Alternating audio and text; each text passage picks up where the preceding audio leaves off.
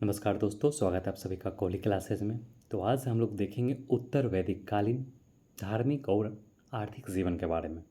इस प्रकार हमारा उत्तर वैदिक कालीन आज समाप्त हो जाएगा। फिर हम लोग अगले वीडियो में बात करेंगे कोई नया चैप्टर, जैसा कि जैन धर्म या बौद्ध धर्म के बारे में हम लोग देखेंगे। तो चलिए स्टार्ट करते हैं आज का इस टॉपिक को, उत्तर वैदिक कालीन धार्मिक जीवन। तो देखिए, जो धार्मिक जीवन था इस समय वो क्या था, अर्थात धार्मिक अनुष्ठान काफ़ी खर्चीला हो गया। सर्वसाधारण लोग इस कार्य को संपन्न नहीं कर सकते थे। कुल मिला के इस समय जो था उत्तर वैदिक कालीन जो धार्मिक अनुष्ठान वगैरह था वो खर्चीला हो गया था। ये ऐसा रीजन है क्योंकि इस समय बड़े पैमाने पे जो धार्मिक अनुष्ठान हुआ करता था एक इवेंट के तौर पे काफ़ी तामझाम के साथ किया जाने लगा। जो पुरोहित वगैरह था उसको अब दान दक्षिणा में ज़्यादा से ज़्यादा दिए जाने का एक प्रथा चल गया था।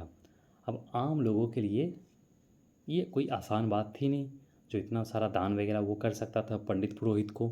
जैसा कि देखिए, राष्ट्र यज्ञ जो कराता था तो उसमें 2,40,000 गाय दान में दिया जाता था। तो आम लोग ये दे नहीं पाएगा, इसलिए क्या था, काफ़ी खर्चीला धार्मिक अनुष्ठान हो गया था। तो कुछ और भी थे आम लोगों के लिए यज्ञ वगैरह, उससे भी हम लोग देखेंगे। हालांकि वो भी जो था वो भी खर्चीला ही हो गया था। लेकिन इससे पहले जो भी ऋग्वैदिक कालीन धार्मिक जो जीवन था उस समय के अनुसार वो उतना खर्चीला नहीं था, काफ़ी एकदम सिंपल सा था, सादा था। उसमें बस मंत्र वगैरह उच्चारण हुआ, लोग स्तुति वगैरह किया करते थे ईश्वर को, बस उसी में वो लोग प्रसन्न रहा करते थे। लेकिन इस समय कहानी बदल गई थी। ठीक है, अब देखिए, जो राजा हुआ करता था विभिन्न प्रकार का यज्ञ का संपादन किया करता था। उसका मानना था कि जो पंडित पुरोहित को द्वारा ऐसा कहा जाता था कि देखिए महाराज, बड़े बड़े यज्ञ वगैरह कीजिए, देवता वगैरह खुश होंगे, ईश्वर खुश होंगे, आपको शक्ति देंगे, आपको दैविक शक्ति मिलेगा। तो ऐसा मान्यता था। तो उसी में एक है आपका राजसूय यज्ञ। तो राजा राज अभिषेक के ठीक बाद इस यज्ञ को करता था। और इस यज्ञ में क्या होता था, तो राजा 12 रत्नी अर्थात जो मुख्य अधिकारी था उसका समर्थन प्राप्त करता था, जिसे हवि कहा गया। तो जिसे क्या गया, हवि कहा गया। ठीक है, तो याद रखिएगा ये शब्दावली को। राजस्व या जो राजस्व का जो शाब्दिक अर्थ होता है वो होता है राजकीय संस्कार। यह राजा का सिंहासन रोहण से संबंधित यज्ञ था। और राजस्व यज्ञ का जो सर्वप्रथम उल्लेख मिलता है हमें, वो कहाँ से प्राप्त होता है, ऐत्रेय ब्राह्मण ग्रंथ से प्राप्त होता है। चलिए आगे बढ़ते हैं। एक और यज्ञ है, वो है अश्वमेध यज्ञ।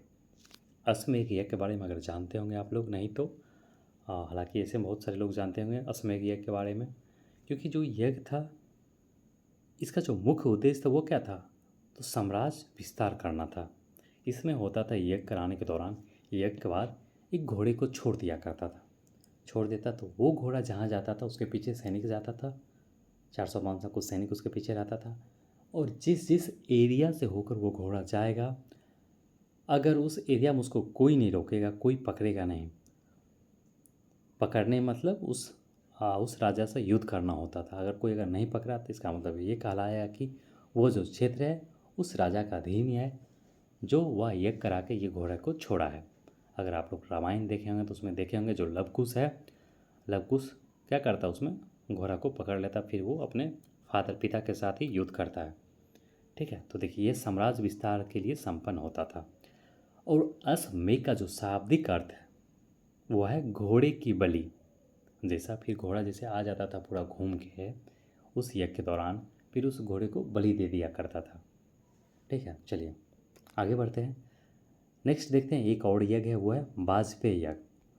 तो जो वाजपेयी यज्ञ है ये कैसा था, ये किस प्रकार का यज्ञ था, तो ये था जनता को खुश करने के लिए, मनोरंजन करने को लेकर ये यज्ञ हुआ करता था। तो देखिए इस यज्ञ में मनोरंजन के रूप में रथों का दौड़ आयोजन किया जाता था। बाज का जो शाब्दिक अर्थ होता है शक्ति का पान। यह शौर्य प्रदर्शन व प्रजा के मनोरंजन अर्थ किए जाने वाला यज्ञ था, और यह 17 दिनों तक चलता था। जो वाजपेयी यज्ञ था वो कितने दिनों तक चलता था, तो 17 दिनों तक चलता था। आगे बढ़ेंगे, एक और यज्ञ के बारे में देखेंगे, यह है अग्निष्टोम यज्ञ। तो देखिए अग्निष्टोम जो यज्ञ था तो ये किस प्रकार का यज्ञ था? तो ये था देवताओं को प्रसन्न करने हेतु अग्नि में पशु बलि दिए जाने वाला यज्ञ था। और यह जो यज्ञ था मात्र एक दिन चलता था। यह एक दिन के यज्ञ में सुबह शाम दोपहर को सोमरस का पान किया जाता था। जो सोमरस मदिरा शराब। तो देखिए इस यज्ञ के जो पूर्व है, इस यज्ञ के पूर्व याज्ञिक और उसकी पत्नी को 1 वर्ष तक सात्विक जीवन व्यतीत करना पड़ता था। ठीक है, जो यज्ञ में बैठेंगे उनको सात्विक जीवन व्यतीत करना भी पड़ता था।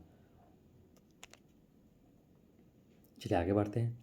अब हम लोग देखेंगे कुछ प्रमुख देवता के बारे में, क्योंकि कुछ जो देवता वगैरह जो ऋग्वेद कालीन में ऋग्वेद में जो अर्थात ऋग्वेदिक कालीन में मुख्य हुआ करते थे, अब उत्तर वैदिक कालीन आते आते वो अब उतना फेमस नहीं रहे, मुख्य नहीं रहे। वो उनका क्या पद उसका थोड़ा सा कम हो गया, कोई नया फिर लॉन्च हो गया कोई देवता और उसका पद प्रमुख हो गया, जैसा कि प्रजापति।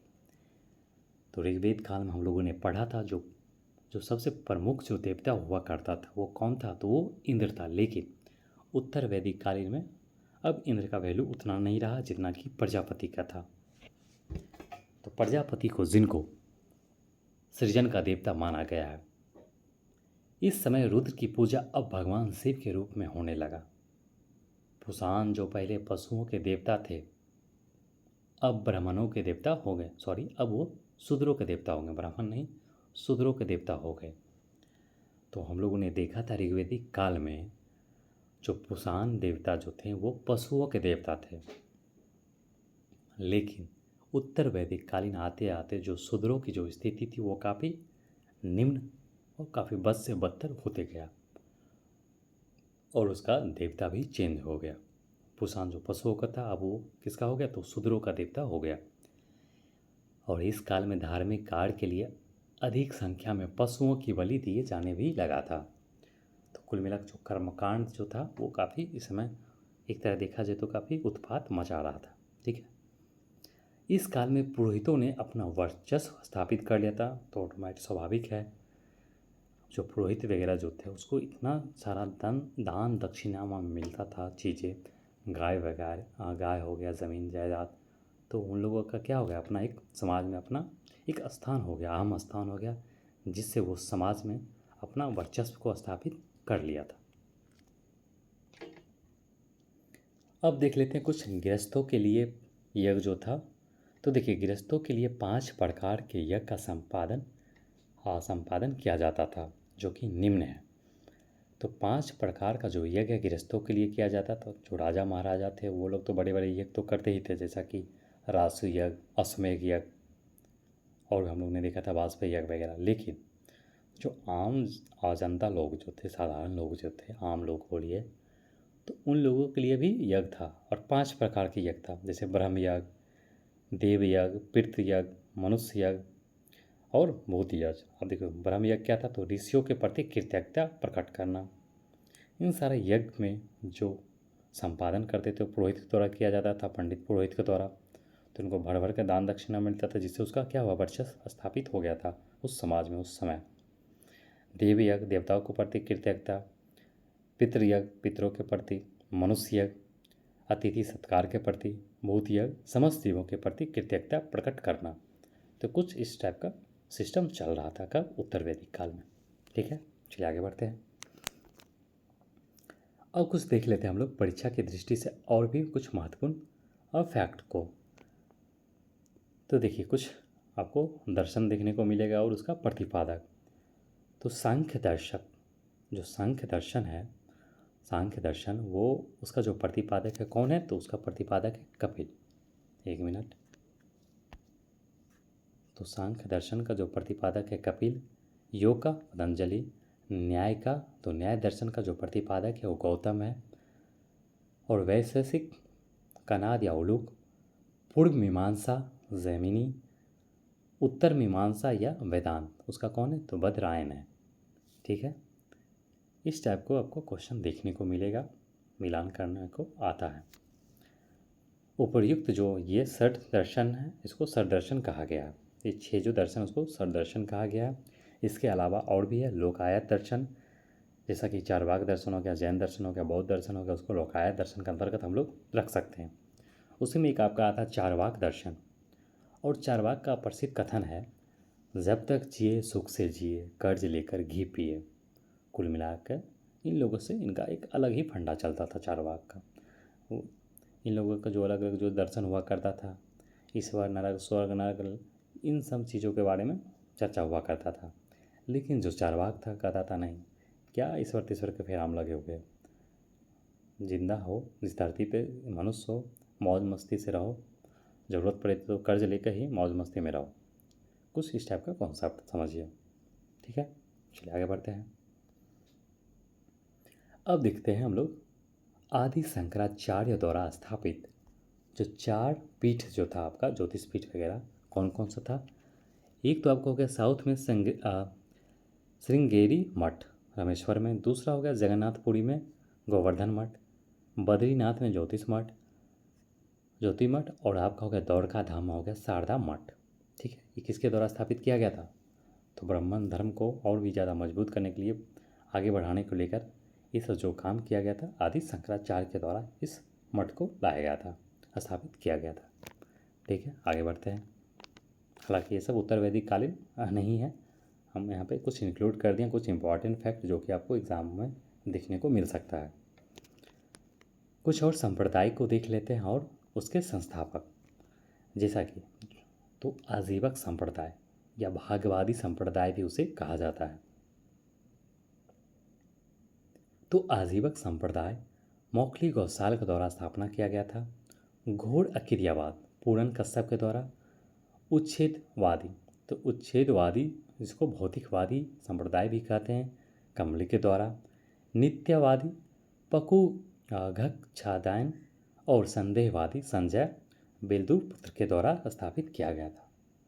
ये आपका हो गया कुछ प्रमुख संप्रदाय। ठीक है, आपको ज़रूर ऐसा देखने को मिला होगा, अगर आप लोग सेट मारे होंगे आपको इस टाइप का क्वेश्चन जरूर देखने को मिला होगा। कुछ और दर्शन देख लेते हैं जो फिलॉसफी कुछ दिया गया था और अनेक धर्माचार्यों के द्वारा, जैसा कि देख लीजिए। विशिष्ट जो द्वैत था वो किसके द्वारा दिया गया था, तो रामानुजाचार्य के द्वारा दिया गया था। द्वैताद्वैत सिद्धांत जो दिया गया था निम्नाचार्य के द्वारा दिया गया था। शुद्ध द्वैता वल्लभाचार्य पासपूत लकुतीस के द्वारा दिया गया। ठीक है, चलिए आगे बढ़ते हैं। तो हम लोगों ने देख लिया था धार्मिक जीवन के बारे में, और कुछ महत्वपूर्ण जो एग्ज़ाम को लेकर महत्वपूर्ण फैक्ट था उसे भी कवर किया था। हालांकि वो धार्मिक जीवन से संबंधित नहीं था उत्तर वैदिक कालीन, जो कि बाद का भी है, उसे फिर भी हम लोगों ने कंप्लीट किया।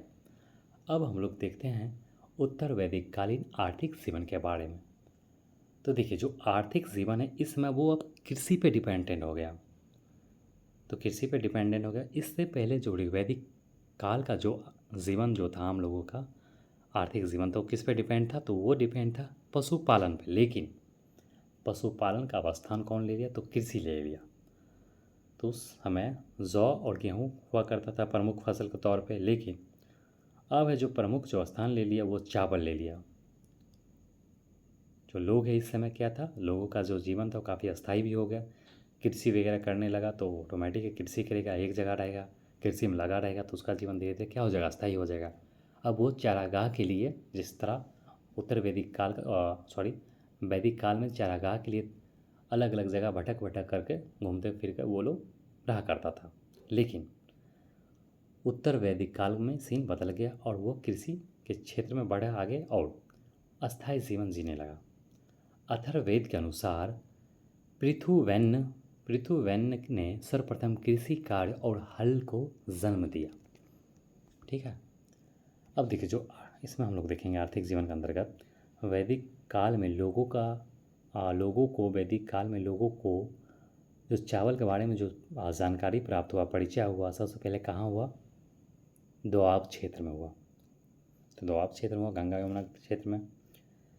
वैदिक ग्रंथ में इसका जो नाम है ब्रीही मिलता था। जो चावल का जो जिक्र किया गया, किस नाम से जाना जाता है चावल को, तो ब्रीही नाम से जाना जाता है। किसमें, तो वैदिक ग्रंथ में।